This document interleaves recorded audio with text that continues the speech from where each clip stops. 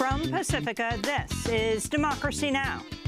The indictment charges 13 Russian nationals and 3 Russian companies for committing federal crimes while seeking to interfere in the United States political system, including the 2016 presidential election. With 13 Russians now indicted, National Security Advisor General H.R. McMaster says evidence of Russian meddling in the 2000 election is incontrovertible. But the president continues to attack Special Counsel Robert Mueller, the FBI, and others. Where will the Mueller probe go next? We'll speak with independent journalist Marcy Wheeler, then to former Labor Secretary Robert Reich. It's not just politics or the economics. It really is about the difference between tyranny and democracy. Do we still have a common good? Is there something that still unites us as a people? Do we have obligations to one another? Or are we just a bunch of self-seeking individuals that happen to be here in a place called the United States? We'll speak with Robert Reich about President Trump, economic inequality, and Reich's new book, The Common Good. All that and more coming up. Welcome to Democracy Now!, democracynow.org, The War and Peace Report. I'm Amy Goodman. In Syria, up to 100 people died in a barrage of Syrian government airstrikes and artillery shelling against the rebel-held enclave of eastern Ghouta outside the capital Damascus Monday.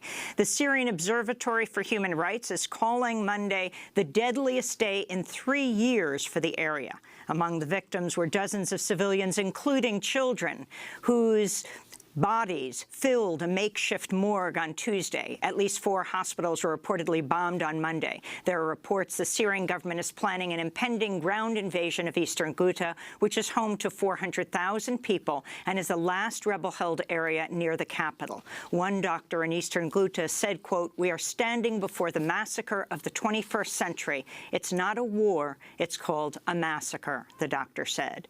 In Florida, 100 students from Marjorie Stoneman Douglas High School are beginning a 2-day, 400-mile bus trip to the capital, Tallahassee, today to demand action from lawmakers on gun control after 17 people were killed in a shooting massacre at their high school last week. This is student Cameron Caskey speaking outside Stoneman Douglas High School. It's not our job to tell you, Senator Rubio, how to protect us. The fact that we even have to do this is appalling. Our job is to go to school, learn, and not take a bullet. You need to figure this out. That's why you were unfortunately elected. Your job is to protect us, and our blood is on your hands. In Washington, D.C., dozens of students lay down in front of the White House for 3 minutes on Monday in a protest symbolizing how it only took the white former student, 19-year-old Nicholas Cruz, 3 minutes to kill 17 people with his AR-15. The demonstration originally called for 17 students to lie down to symbolize those killed, but once the lie-in started, many more students and adults joined them. On Monday, under enormous pressure from the youth-led activism, President Trump said he's open to tightening background checks for gun purchases. CNN's reporting Special Counsel Robert Mueller has expanded his investigation into Trump's son-in-law and senior advisor Jared Kushner. Mueller is now reportedly investigating Kushner's attempts to secure foreign investors and financing for Kushner companies during the presidential transition period when Kushner served as the primary point of contact between President-elect Trump and foreign governments. Mueller is reportedly specifically looking at Kushner's meetings with Chinese, Russian, and Qatari investors during the transition period. Donald Trump Jr., the eldest son of President Trump, has arrived in India for a whirlwind tour aimed at selling more than $1 billion worth of luxury apartments being built by the Trump Organization in partnership with Indian developers. Trump Jr. is also slated to speak at a global business summit where he and Indian Prime Minister Narendra Modi are billed as keynote speakers. Critics say the trip represents the array of the Trump family's conflicts of interest. The Trump Organization has at least 4 real estate projects underway in India. Former State Department official Daniel Markey, who served under President George W. Bush, said, quote, "The idea that the president's son would be going and shilling the president's brand at the same time Donald Trump is president and is managing strategic and foreign relations with India, that is just bizarre," he said. In Israel, 7 members of Prime Minister Benjamin Netanyahu's inner circle have been arrested amidst a widening series of corruption scandals that threaten to bring down Netanyahu. Among those arrested were Netanyahu's close friend and former communications director, as well as the former director general of the communications ministry. Netanyahu's inner circle has been accused of intervening with federal regulators to benefit communications giant Bezek Group in order to secure more favorable media coverage for Netanyahu and his family. This comes after the Israeli police recommended charging Netanyahu with bribery and fraud over 2 separate corruption investigations. The British charity Oxfam has been hit with dozens more misconduct allegations involving a slew of countries in the days since the Times of London revealed Oxfam tried to cover up sex crimes by senior aid workers in Haiti after the devastating 2010 earthquake. On Monday, Oxfam released its own internal report into the sex scandal, in which Oxfam senior aid workers, including the country director, hired prostitutes at Oxfam properties, then tried to cover it up. Prostitution is illegal in Haiti, but Oxfam refused to report the activity of its aid workers to Haitian police. Oxfam's internal report also includes claims that 3 Oxfam staff members physically threatened a witness during the charity's internal investigation. Haiti has threatened to expel Oxfam from the country. This is Haiti's External Cooperation Minister, Aviel Florent. Désormais, une enquête s'ouvre sur An investigation has been launched into the functioning of all non-governmental organizations regarding sexual crimes and abuse. The state will be keeping a vigilant eye on the actions of humanitarian workers, as required by the President of the Republic. There will be new rules of cooperation and government concerning developmental aid. Thousands of people have canceled their donations to Oxfam since the scandal broke. In Iraq, ISIS has claimed responsibility for an attack against a Shiite militia that left more than 24 fighters dead on Sunday night. Last month, ISIS militants also carried out a double suicide bombing in the capital, Baghdad, which killed at least 27 people. All this comes after, in December, the Iraqi government declared victory in the 3-year fight against ISIS. In Afghanistan, 3 tribal elders were killed after a bomb blast in a hotel room in Jalalabad, the provincial capital of Nangarhar province. No one's claimed responsibility for the attack so far. This comes as in western Farah province, at least 8 Afghan police officers have been killed in Taliban attacks on police checkpoints overnight. Meanwhile, Afghan artists have taken to the streets of the capital, Kabul, to paint over concrete blast walls aimed at minimizing damage from bombings, with murals promoting social justice and peace. This is Omid Sharifi, co-founder of the artist group called Art Lords. We go out there on the streets and we are bringing down the walls, the ugly blast walls. We are painting. We are using art as a tool for social change. We are painting against corruption. We are painting against injustices that's happening in the society, for women's rights. So basically, we are encouraging people to come, join us. Let's raise our voice about all this nonsense and nonsense terrorism which is happening in the city. Back in the United States, in Pennsylvania, the state Supreme Court has redrawn the congressional map after the court found the previous map unconstitutionally benefited Republicans. The new map is expected to benefit Democrats during the 2018 midterm elections. In New York City, 4 New York police officers are appearing in court today on a federal civil rights trial in which the officers are accused of carrying out false arrests simply to increase their overtime pay.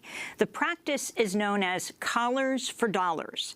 If any of the officers are found guilty, the New York Police Department could face a broader trial over whether the scheme is a routine practice across the nation's largest police force. In West Virginia, teachers have announced they're launching a statewide walkout Thursday and Friday in order to protest for better health care and pay.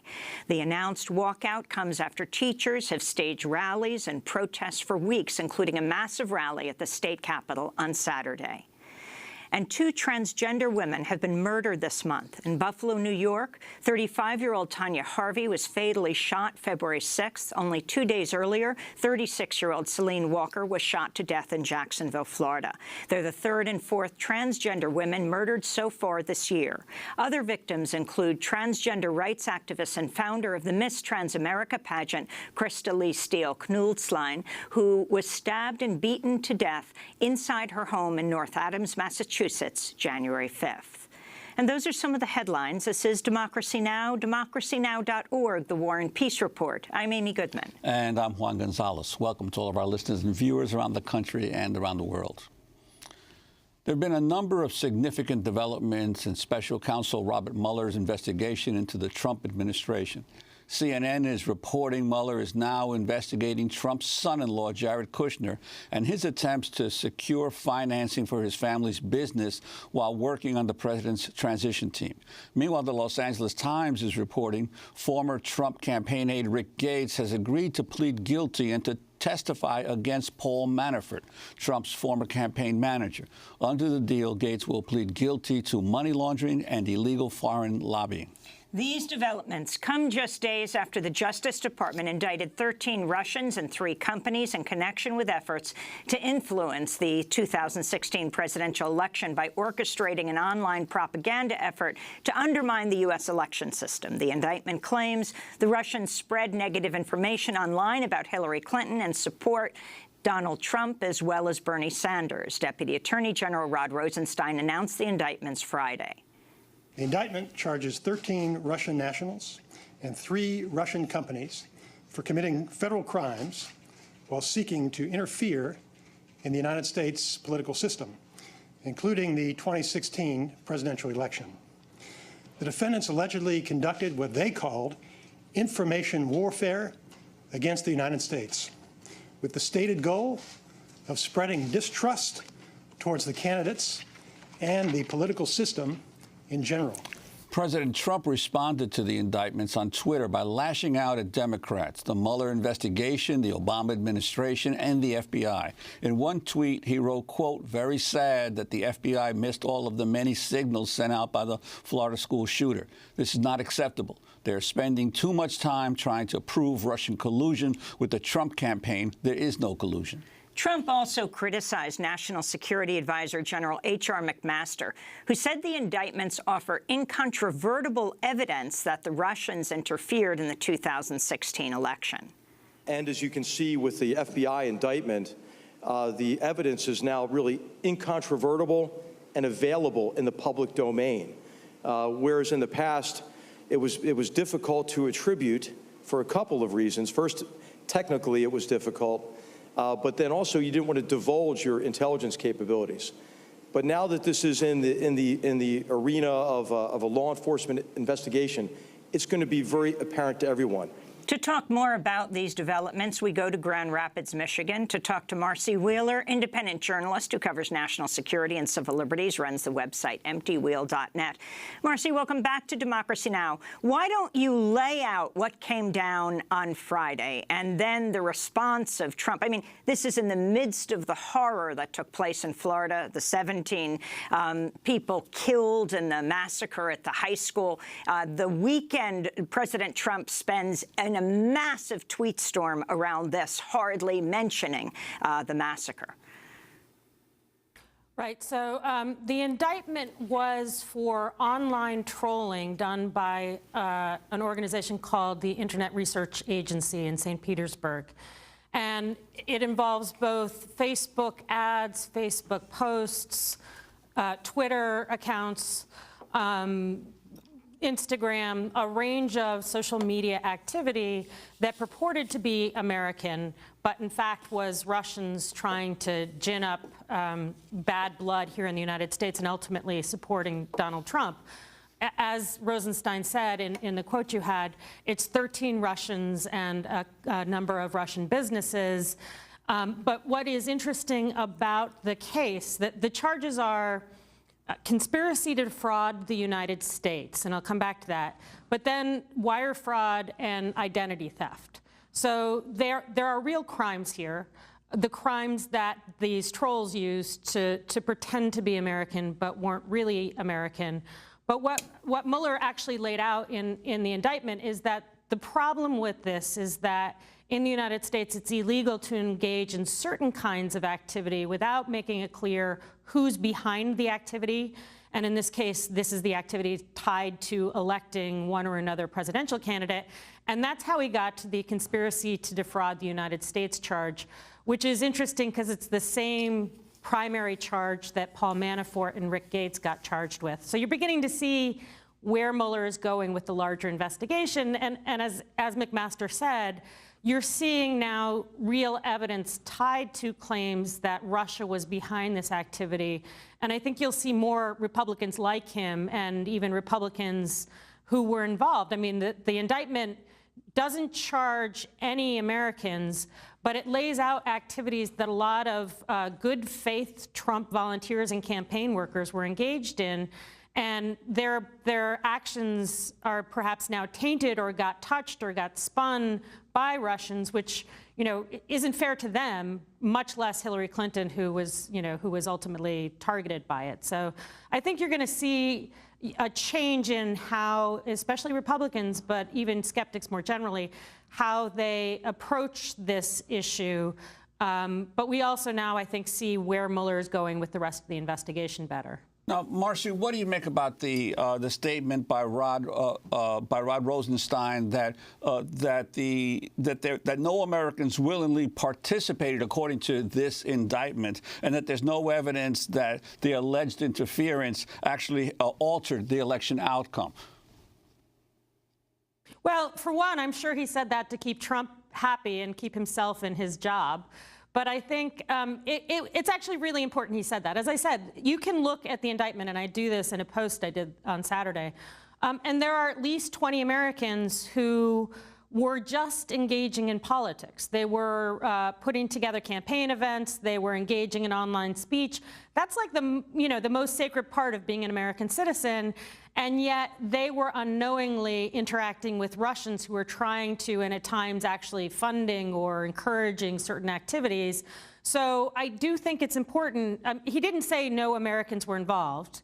There are ways in which the indictment suggests certain events may show up later in the investigation. For example, the indictment focuses on two events, an anti-Hillary and pro-Trump event that took place in the summer of 2016, and it focuses on a great deal of Florida activity. The Florida activity is of particular interest because the Guccifer 2.0, who's the persona that is believed to have been used by the Russians to leak stolen documents, that figure released a ton of documents from the Democrats on Florida campaigns. So Florida Republicans are actually the ones who most concretely can be shown to have benefited from the stolen documents from the Democrats. So it may be that we're going to see the Florida activity tied back into the actual hack and leak later on. But what Rosenstein was importantly saying is that all of these Americans, most of them named in the indictment were Trump supporters, they didn't do anything wrong. They were just engaging in politics, and Russians came in and used them, basically, to kind of turn their politics into something that it wasn't. I mean, the key here, and Rosenstein said it, Trump said it throughout the weekend, is that this didn't prove any kind of collusion. But Rosenstein said this is separate from it. It has to do with Russians interfering with the elections, something the U.S. government knows well about over the decades, right, and being involved with interfering with other countries' elections. But can you talk about what happened in Florida, for example, the protests, and also describe this internet troll farm in St. Petersburg and how it operates? Well, I mean, Amy, you make a good point that the indictment calls this information warfare.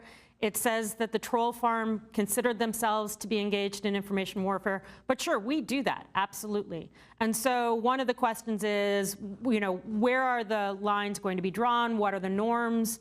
But basically, these are people in St. Petersburg who were fluent English speakers, who were paid to engage in certain themes, use fake Twitter accounts, basically, to engage in certain themes and kind of just press the limits of certain partisan divides that already exist here. And not just partisan divides, they were also playing on religion and race, guns.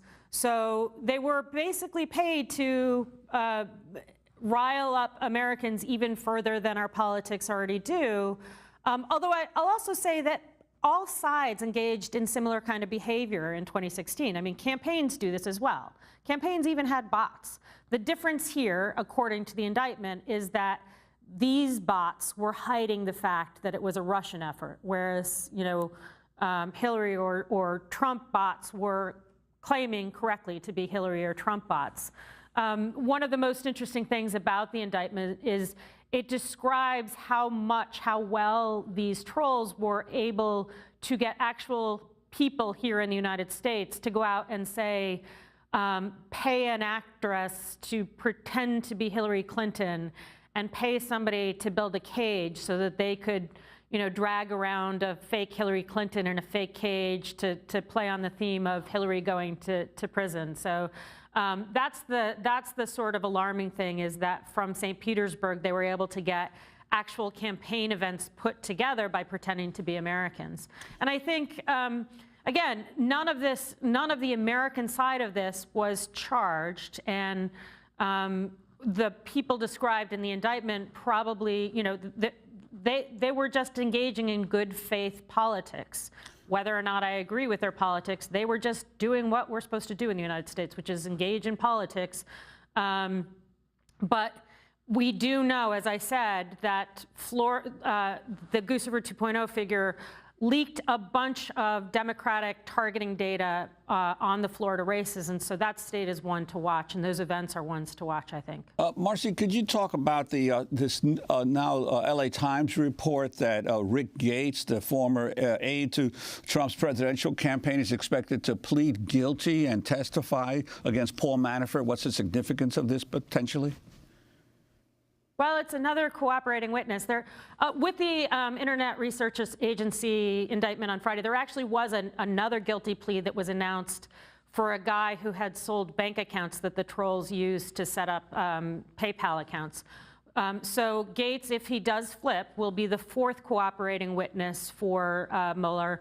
He's important because he was Paul Manafort campaign manager's deputy throughout the summer of 2016, which is when Gates was not at the June 9th meeting where Russians sort of promised to offer dirt on Hillary Clinton. But Gates was, for example, in the loop on discussions about setting up a meeting between Trump and Vladimir Putin. Manafort forwarded him an email and said, we need to kind of hide, we need to not signal. It's unclear what that means. Gates probably knows what that means, but we need to not signal on this. And so, you know, the public report in the LA Times is that Gates will be testifying predominantly against Manafort, not against Trump. But I'm a little bit skeptical of that. One, because Gates was very much in the loop throughout the summer. And two, because Gates stayed on. He was still working in the transition team all the way through the inauguration. So I suspect Gates has more to tell the Mueller team than the LA Times piece makes out. And it just adds to the pressure. You get the feeling, and Trump has even said as much. Trump, a couple of weeks ago, said to Howard Feynman that he doesn't think Manafort will flip on him, and so he thinks he's okay. But with Gates flipping and cooperating with the Mueller team, it makes it far more likely that Manafort's going to be forced to do so. And that gets into things like that June 9th meeting. Marcy Wheeler, I wanted to get your response to The Intercept's Glenn Greenwald, who wrote a piece, Consensus Emerges, Russia committed an act of war on par with Pearl Harbor and 9/11. Should the U.S. response be similar? He writes, all this underscores the serious dangers many have pointed to for more than a year about why all this unhinged rhetoric is so alarming.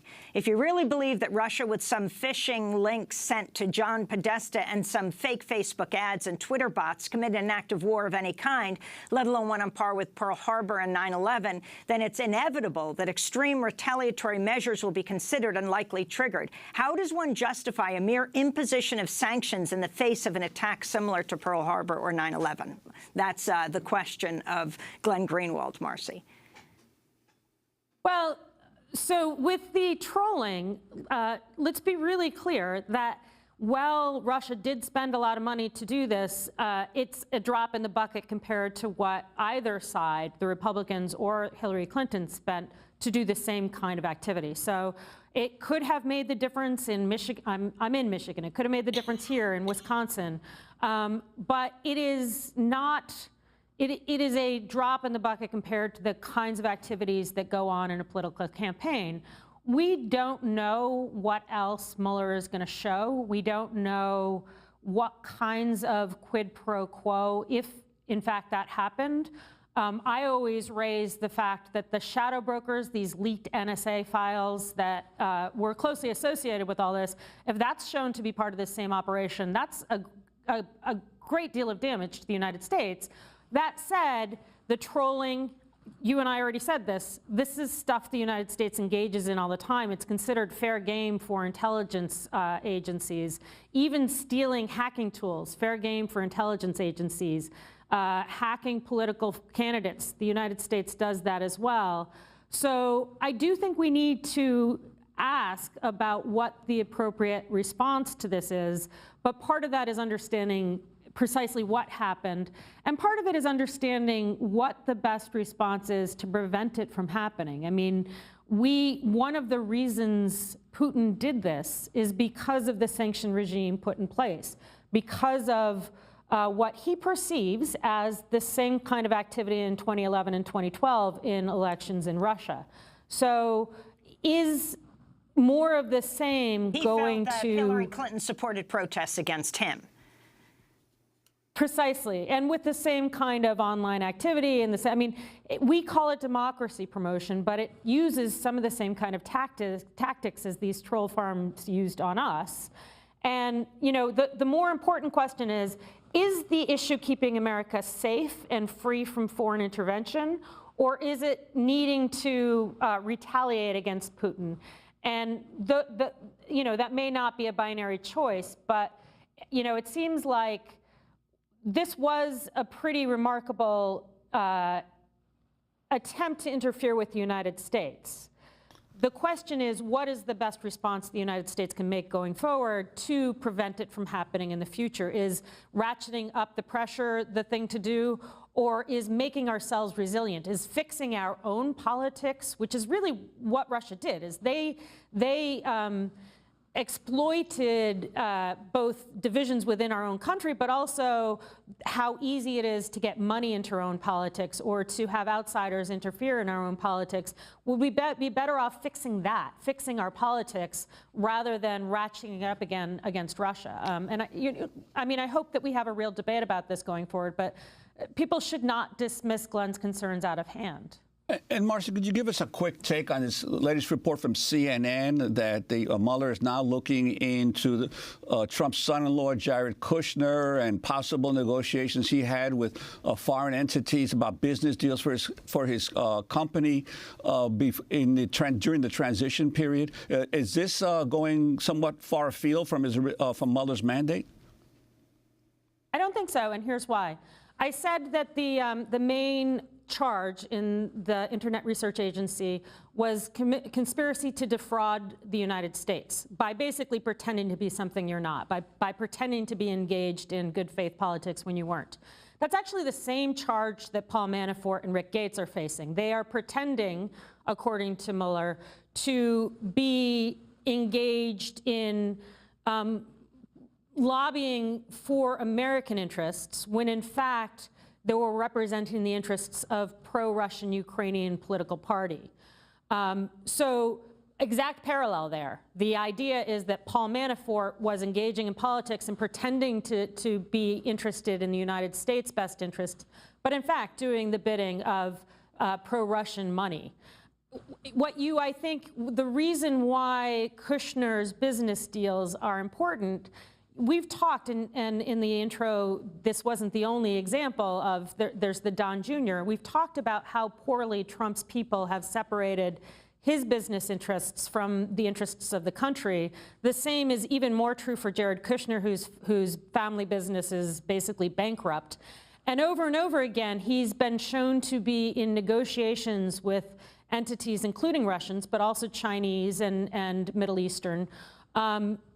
So, he'll go in and say, okay, we'll talk about this grand peace plan, which is not about peace at all.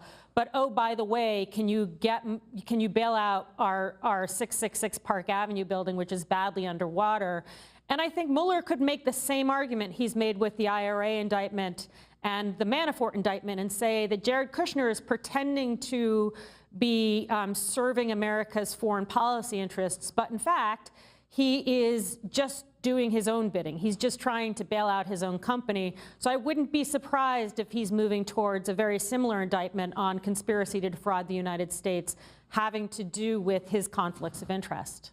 And of course, interesting that Kushner also hasn't managed to get top security clearance when he's a senior advisor to President Trump, as Porter didn't because he beat his wives, et cetera. And then you've got Donald Jr. now in India promoting Trump businesses as, of course, Donald Trump is the president of the United States. And he's standing with the prime minister of India as he does this, promoting the Trump brand, Marcy. Exactly. I mean, if Trump and his son-in-law are pretending to be doing the business of the United States, but are instead just trying to enrich themselves. Again, I don't think we've talked about the emoluments clause and how you go after the Trump campaign, the Trump officials for their egregious conflicts of interest, and frankly, it extends into his cabinet. But what Mueller seems to be doing, with some very good appellate lawyers, by the way, is to be laying out this framework that if you are pretending to be doing something in the interest of the United States, but are actually doing something else, serving somebody else's bidding, whether it's Russia, pro-Russian Ukrainian political party, or whether it's your own family business, then they're going to go after you for a conspiracy charge. And I wouldn't be surprised if these conspiracy charges all kind of link up at the end in this kind of grand moment of, I think that's where he's headed. Marcy Wheeler, I want to thank you for being with us, independent journalist covering national security and civil liberties issues for EmptyWheel.net. We'll link to your piece, What Did Mueller Achieve, with the Internet Research Agency indictment. This is Democracy Now! When we return, we speak with economist Robert Reich, former labor secretary under President Clinton. He has a new book. It's called The Common Good. Stay with us.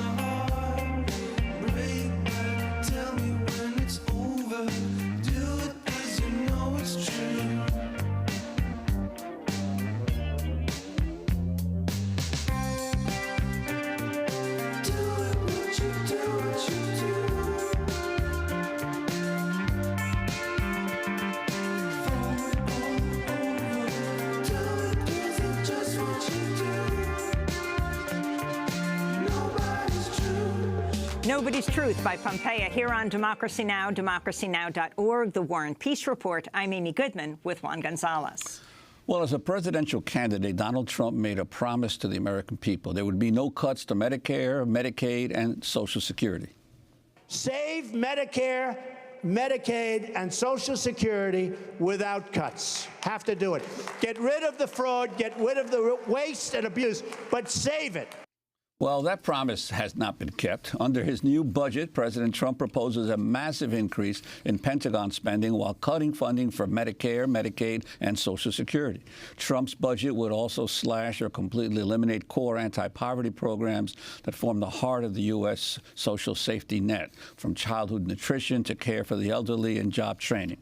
This comes after President Trump and Republican lawmakers pushed through a $1.5 trillion tax cut that overwhelmed overwhelmingly favors the richest Americans, including President Trump and his own family. Our next guest has been one of the vocal critics of President Trump's economic policies. Robert Reich served as Labor Secretary under President Bill Clinton. He's now a professor at the University of California, Berkeley, senior fellow at the Blum Center for Developing Economies. Most recent book is out today. It's called The Common Good. Welcome to Democracy Now! It's great to have you back, Robert Reich. Thank you, Eddie.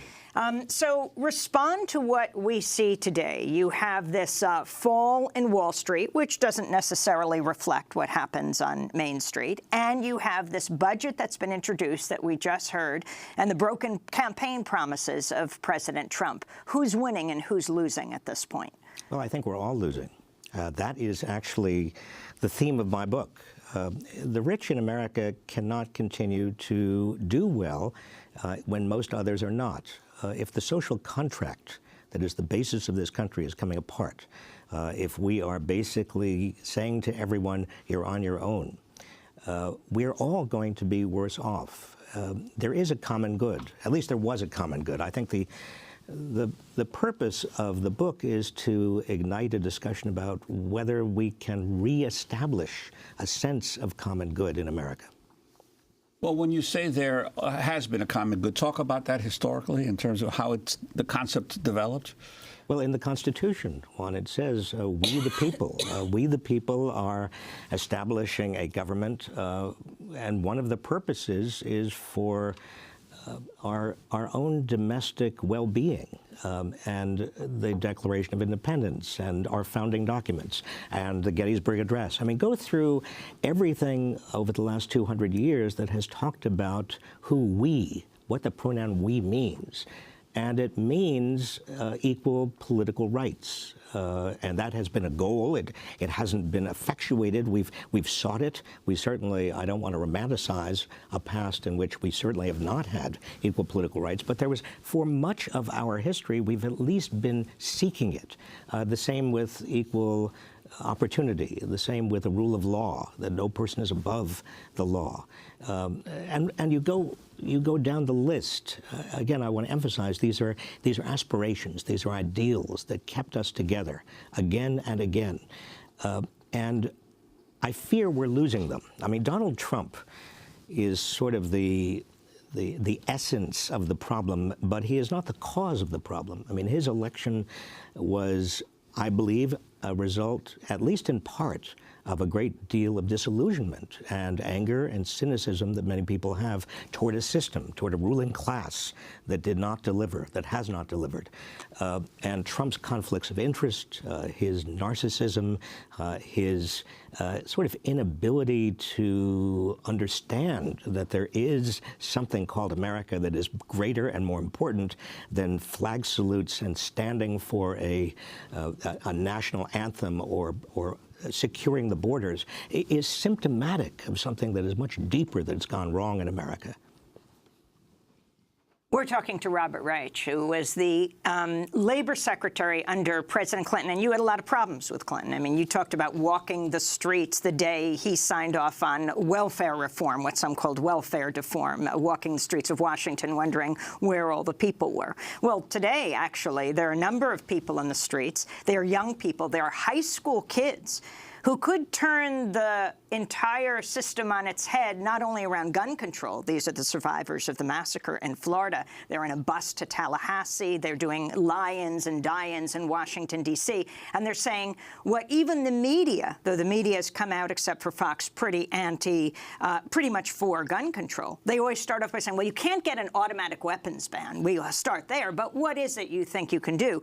They are questioning everything right now. They're talking about corruption. They're talking about money and politics. These are kids in 10th, 11th, and 12th grade and younger. Well, they gave me a great deal of encouragement, Amy. You know, that young lady, Emma Gonzalez, for example, that very powerful speech she gave Saturday about gun control. What I see around the country is that there's a silver lining to Trump and to everything that's going on right now in our nation's capital and elsewhere. That silver lining is that you have young people, you also have many activists who are becoming more active than ever before. A lot of people who had given up on politics, had become cynical, are saying to themselves, I can't afford to be cynical because this country is too important to me and my children, my grandchildren. They are becoming engaged in politics in a way I haven't seen since the Vietnam War or the anti-Vietnam War movement. I teach young people, and I can say that every day I count my blessings because I'm surrounded by kids who care about this country, care about the future, and are not going to allow us to continue to ignore the common good. And yet, the supporters of Trump have doubled down even more in their backing of him, as we've seen repeatedly been seen. Most recently, the Oprah interview with a group of a cross-section of Americans, half of whom had voted for Trump, and then Trump started blasting on Twitter, attacking Oprah for the interviews. There is a sense among his supporters that he's doing exactly what they expected him to do. Well, I think to a large extent, Juan, those supporters have been watching, the propaganda arm of the White House, which is Fox News. And if we get into that propaganda arm, you begin to accept the lies that Trump has been propagating and Fox News has been propagating. I mean, in his whole life, he's been a con man. And I think there are a lot of Americans, sadly, who have been conned by him. I mean, look at the tax bill. I mean, the idea that the working class is going to do better under that tax bill is absurd. That tax bill that went through Congress, tax plan, is overwhelmingly favoring the very wealthy, and it's being paid for. They're already talking about paying for it. I'm talking about Paul Ryan and Trump are already talking about paying for it by cutting programs like Medicare and Social Security and Medicaid that so many Americans depend on, many Trump voters depend on. I mean, the Trump voters are the ones who are being shafted almost worse than anybody else. And yet, because of the lies, the big lies, they don't know it, or at least don't know it yet. I think they will. They can't help but understand it. In fact, I have spent a lot of time over the last year and a half in so-called red states talking to people who voted for Trump, and many of them are becoming deeply disillusioned. I mean, look at the even the escapades that are coming out about paying off Playboy bunnies and prostitutes. And I mean, you've got evangelicals in America who are saying, wait a minute, this can't, we trusted that this man was somebody who he said he was, but he's somebody entirely different. The truth is going to catch up with him. Well, you wrote recently, though, that in the 2016 election that he sucked all the oxygen out of the race by making himself its biggest story. Now he's sucking all the oxygen out of America by making himself our national obsession. And you go on to say, schooled in reality television and New York tabloids, Trump knows how to keep both sides stirred up, vilify, disparage, denounce, defame, and accuse the other side of conspiring against America. Do it continuously, dominate every news cycle. And that's his, if you want to call it a gift, it's certainly his technique. And that is what he knows how to do, divide and conquer, make us all feel as if we are against one another, that the most important kind of conflict in America is between them, the they being either Trump voters or the people who are against Trump, and disguise the fact that most Americans are now battling over a smaller and smaller share of an economic pie. I mean, you've got, for example, white working class people who are on a downward escalator. They still are on a downward escalator, and they are now being taught to believe that African Americans and Latinos and foreigners and DACA children are somehow responsible for their plight. I mean, it's taking their eyes off the system, what has happened as a system. This is why I wrote the book. Again, if we don't start focusing on the common good and what we mean by that, and taking our eyes, at least occasionally, off of this egomaniac in the White House who knows how to aggravate us and obsess us, then we are going to, in a kind of ironic way, allow him to succeed. We're talking to Robert Reich, Chancellor's Professor of Public Policy at the University of California, Berkeley, former Labor Secretary under President Clinton. He has a new book out. It's out today. It's called The Common Good. We'll be back with him in a minute. don't sing love songs, you'll wake my mother. She's sleeping here, right by my side, and in her right hand, a silver dagger. She says that I can't be your bride.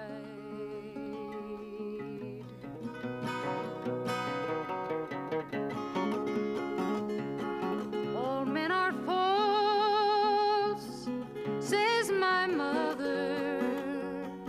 They'll tell you wicked love and lies. The very next evening, they'll court another, leave you alone to pine and sigh. Silver Dagger by Joan Baez. This is Democracy Now!, democracynow.org, The War and Peace Report. I'm Amy Goodman with Juan Gonzalez. As we turn to President Trump talking about the infrastructure plan that he's just presented. This morning, I submitted legislative principles to Congress that will spur the biggest and boldest infrastructure investment in American history. The framework will generate an unprecedented $1.5 to $1.7 trillion investment in American infrastructure. We're going to have a lot of public-private, and that way it gets done on time, on budget.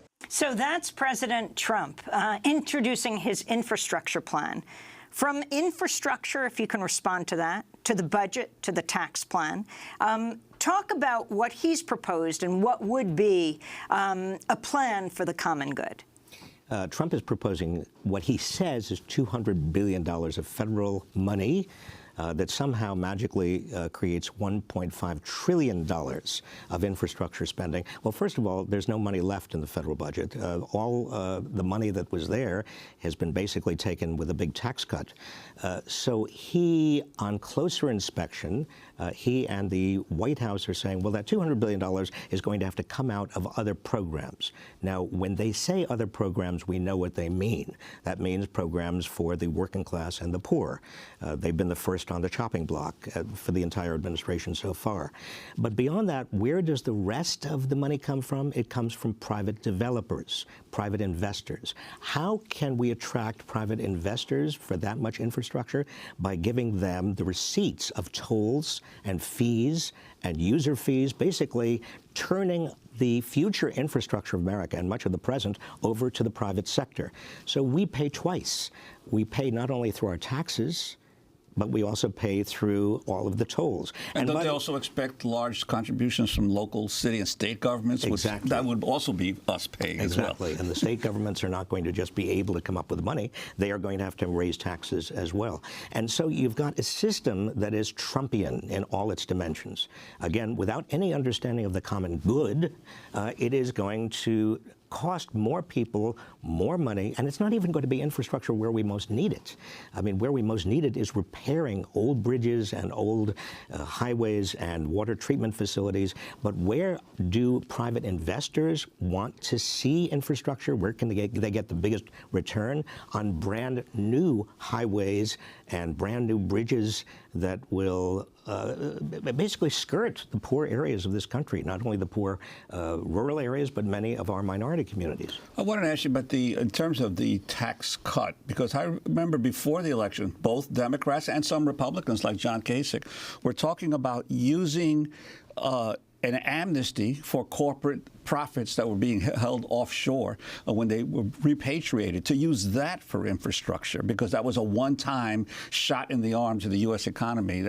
And that didn't happen, actually. Most of that money seems to have gone into the overall plugging the gap of this plan. But you've also focused on stock buybacks and how companies are using stock buybacks now with this tax plan, while all the attention is going into the pittances that they're giving in bonuses to their workers. Exactly. And those bonuses have proven to be very, very tiny relative to the amount of profits that companies are now sinking into buying back their shares of stock, which is a technique used by companies to artificially raise stock prices. Why are they doing this?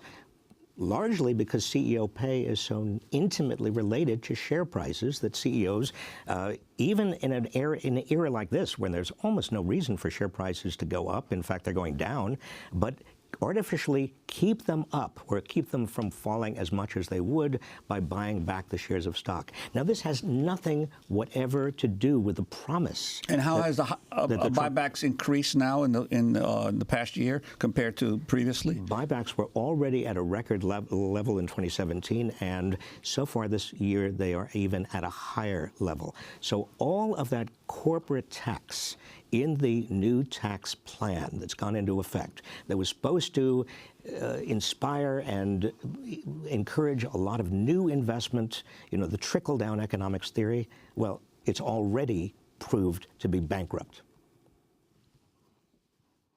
Earlier this month, Senator Sanders questioned Budget Director Mick Mulvaney about President Trump's budget plan. Explain to me the morality of a process by which we give the third wealthiest family in America, a major contributor, I might add, to the Republican Party, over $1 billion a year in tax breaks, and yet we cut a program which keeps children and the elderly warm in the winter. Here's the morality of the Leahy proposal, Senator. 11,000 dead people got that benefit the last time the GAO looked at it. That's not moral. To take your money, to take my money, to take the money from the people that 11,000 people got it who shouldn't have. Correct that. But 7 million people get the program. To say that 11,000 out of 7 million, deal with that.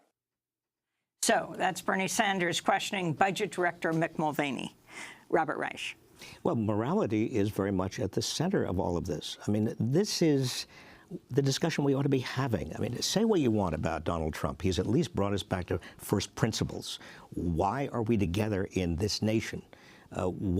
Who are we? Are we just a bunch of individuals who happen to be born here and who should be making as much money and accumulating as much power as possible? Is that the meaning of America? Or is it that we are a bunch of white Christians who were all born here and speak English as a first language? Is that the meaning of America? Well, I'm sorry.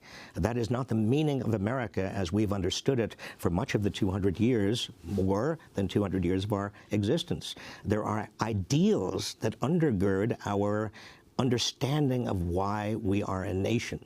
As a great political philosopher, Carl Friedrich, once said, to be a Frenchman is a fact. To be an American is an ideal. We are not a creed. We are not a religion. We are a conviction about the importance of certain ideals. Donald Trump obviously doesn't understand the common good. He's never uttered the words the common good, I'm sure. But they were understood. I'm old enough to remember people like Robert F. Kennedy who talked in terms of the common good. I even worked, my first job in government was working for Robert F. Kennedy in his Senate office in 1967.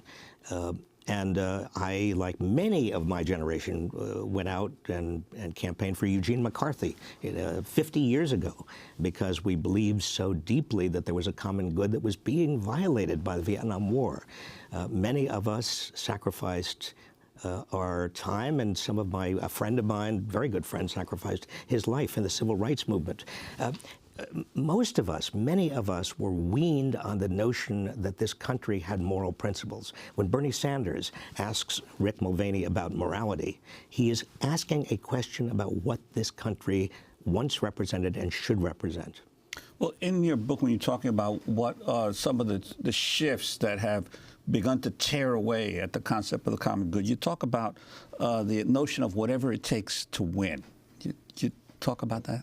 Well, that has become, and again, Donald Trump is sort of the emblematic of that idea, but it's growing for the last 3 or 4 decades. Whatever it takes to win. In politics, it doesn't matter what you do. It doesn't matter the effect on the institutions of our democracy if you can still just win.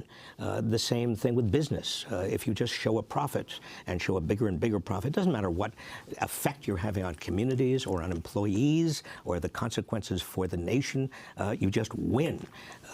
All of this win at any cost mentality is actually rather new. We as Americans, we went through a depression. We went through a World War II. We understood at some point that we're all in the same boat together. It's not, and again, I want to emphasize this, I don't want to romanticize the past. It's not that we were an equal society that adhered in every respect to an understanding of the common good, but we at least strove for it. You know, the Civil Rights Act, the Voting Rights Act, Medicare, Medicaid, the Environmental Protection Act, we at least were on the road to trying. And then there was a big U-turn, Juan, and you know as well as I. It starts with Ronald Reagan, and we no longer talk about the common good. Talking about the common good, let's talk about immigrants for a moment. You are a professor at University of California, Berkeley. There are many students who have DACA. At University of California, all over the country. We're talking about nearly 1 million young people who are threatened now with not knowing what's happening because President Trump says he was ending the program. A judge has now stopped it. But what's happening at universities, for example, in dealing with kids? How do you talk to young people who are dealing with this uncertainty, with this crisis, the ripping apart of their families, and if not them, the possibility that their parents will be deported, immigrant leaders around the country being targeted, being detained, being threatened with deportation right now, as President Trump talks about the national security of the country, explaining that's why he's ripping families apart, and yet you have this 19-year-old shooter, self-confessed shooter, who has easy access to guns, and President Trump hardly talks about this. Well, I think this is, again, a good exemplar of the problem we're in and the ironies we find ourselves. These DACA kids were promised. There was a promise made to them that if they registered, if they basically provided information about themselves, they came here as children. It's not their fault that they came here as children, that they would, if they registered, have an opportunity to stay, an opportunity to apply for permanent citizenship, an opportunity to work. And then suddenly, arbitrarily, we have a president come along, a new president says, well, all of that is off. You are actually going to be targeted. You should not be here. Yes, well, it's too bad you came here as a child. This kind of insensitive, amoral, in fact, it's immoral approach to these kids. At the same time, you've got guns in schools and guns all over the place. You know, a kind of an insensitivity to the reality of what this nation is experiencing. It seems to me is again the essence of the problem we now face. Why is it so hard to understand that no nation except the United States suffers the gun violence we do, and no nation except the United States has as easy access to guns? You don't have to be a rocket scientist to connect up the dots. But you do have to at least have a concern for the common good. I want to ask briefly, we have about a minute left. You talk in the book about bumping into the CEO of Wells Fargo one day at a light, on a street corner at Berkeley, and the conversations you had with him. Wells Fargo, probably a racketeering conspiracy all of its own in terms of how it's dealt with its clients. CEOs today, and the CEO of Wells Fargo at the time was just another example, I think don't understand that they have public obligations that go beyond public relations. You know, the John Stumpf, who was the CEO, he said to me over coffee, and we did bump into each other, that he wanted to just distinguish Wells Fargo from all the other banks that had been caught up in the 2008 banking crisis, and he wanted to make sure that the public understood that Wells Fargo really was a responsible bank. And he said this with a complete seriousness. I mean, he fooled me. We have 3 seconds. Well, in 3 seconds, let me just say, it's not just Trump, it's all of us. The Common Good is Robert Reich's new book. I'm Amy Goodman with Juan Gonzalez. Thanks for joining us.